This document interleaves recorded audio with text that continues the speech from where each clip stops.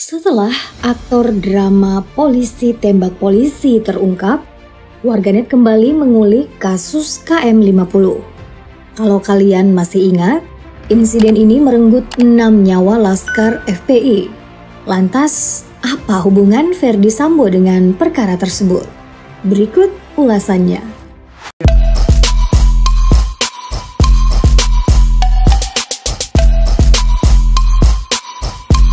Nah, gimana kalau kita mulai dari mendengar kronologi KM50 versi kepolisian? Menurut Irjen Fadil Imran, penyelidikan dilakukan setelah mendapat informasi seperti ini. Saat bertemu di tol Jakarta Cikampek, mereka mengaku dipepet dan diserang senjata api. Lantaran merasa terancam, polisi pun mengambil tindakan tegas. Diserang, kemudian melakukan tindakan tegas. Sejumlah barang bukti bisa kita lihat dalam video berikut ini. Sejumlah barang bukti penyerangan polisi oleh pengikut Rizik Syihab digelar di halaman Polda Metro Jaya. Ironisnya, kronologi berbeda diceritakan oleh salah satu pengawal HRS yang ada di TKP. Alih-alih menyerang, pria ini justru melihat 3 mobil yang menghalangi jalan mereka. Kan ada mobil korban. Chevrolet. Mobil almarhum, tim kiper juga. Selama kejar-kejaran, dia juga mendengar suara kegaduhan dari arah mobil korban. Sayangnya, tim Chevrolet saat itu sudah tidak bisa dihubungi. Lalu bagaimana dengan senjata yang dituduhkan polisi? Kita kembalikan untuk senjata tajam dan senjata api, itu tidak ada di kita. Untuk baku tembak di pesawat dan tidak ada. Salah satu orang yang mengusut polemik tersebut adalah mantan Kadif Propam Polri.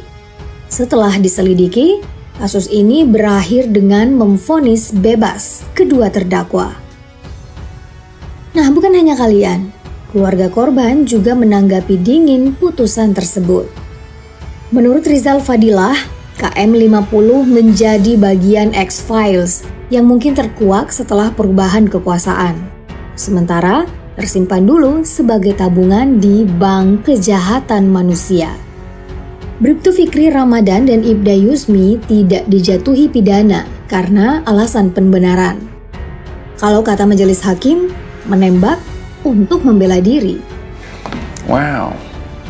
Jadi jangan heran kalau sejumlah pihak mengaitkan kasus Brigadir J dengan KM50. Pakar hukum senior Alam Syah Hanafiah menilai ada kesamaan modus operandi, mengingat tembak-menembak di Duren 3 sudah terbukti hanyalah rekayasa.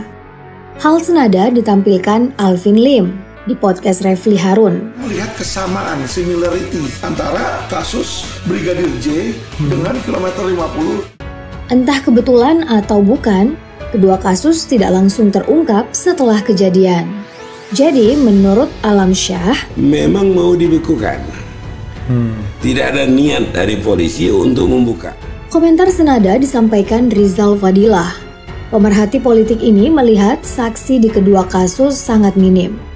Di Duren 3 hanya ada Barada Eliezer dan istri sang jenderal. Maksudnya mantan jenderal. Sementara di KM50 ada 3 orang dan 1 meninggal karena kecelakaan. Selain itu, di kasus Brigadir J, CCTV di TKP tiba-tiba rusak. Padahal itu bisa jadi petunjuk paling vital. Begitu pula dengan KM50. Sehari sebelum penembakan, kamera pengawas justru dilaporkan offline. Seperti yang diungkap Yoga Trianggoro dalam artikel berikut ini. Waketum Gerindra turut berkomentar mengenai hal ini. Berikut tanggapan Fadlizon yang dikutip dari sebuah artikel. Sementara menurut Ahmad Taufan Damanik, kedua kasus bukan merupakan pelanggaran HAM yang berat. Dia menilai kematian Brigadir J merupakan pembunuhan oleh aparat di luar hukum, sedangkan KM50 hanya dapat dibawa ke pengadilan pidana. Alasannya terungkap dalam artikel berikut ini. Di balik spekulasi yang terus bermunculan, kasus ini pun kembali menuai sorotan publik, termasuk mantan imam besar Front Pembela Islam. Begini kata Habib Rizik Syihab dalam ceramahnya. Tapi kalau Allah subhanahu wa ta'ala yang sudah melakukan pembalasan, kita akan lihat berapa banyak keajaiban yang akan terjadi. Dia juga percaya kalau Allah selalu punya cara ajaib untuk mengungkap keadilan. Allah punya cara kadang-kadang dikeluarkan yang dulu kita nggak pernah tahu kalau itu orang terlibat, ya kawan. Kita nggak pernah tahu tuh kalau orang ini terlibat. Tapi Allah buka satu-satu. Yang kita nggak tahu jadi tahu, saudara. Dalam bentuk apa? Dalam bentuk dejavu. Setelah mendengar statement tersebut, kamu pasti langsung mengingat sosok berikut ini, ya kan? Berkaca dari kasus Brigadir J, Ferdi Sambo diduga turut andil di insiden KM50.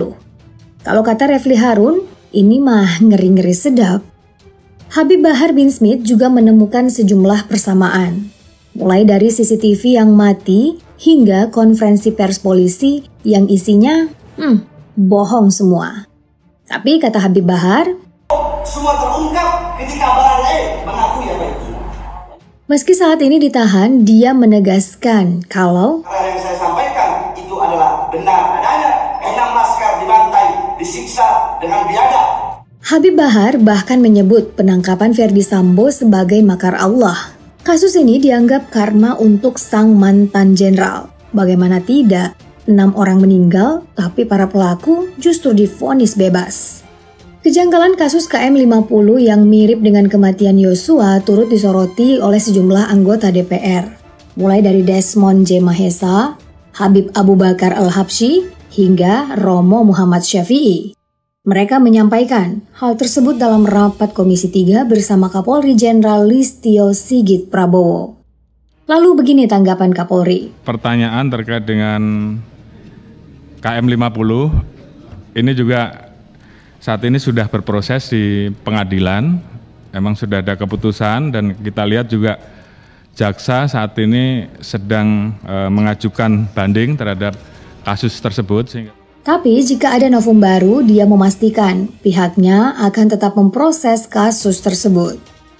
Aziz Yanuar tampak merespon pernyataan Listio Sigit Prabowo. Kata Aziz, semoga Pak Kapolri yang terhormat bisa buka lagi vonis putusannya.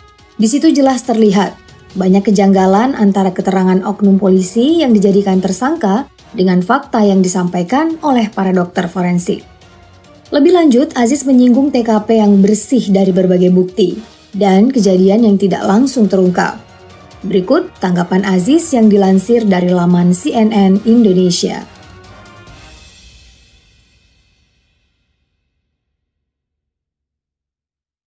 Terakhir, ada video lama Ferdi Sambo saat ditanya mengenai polemik di kasus KM50. Kita lihat saja nanti.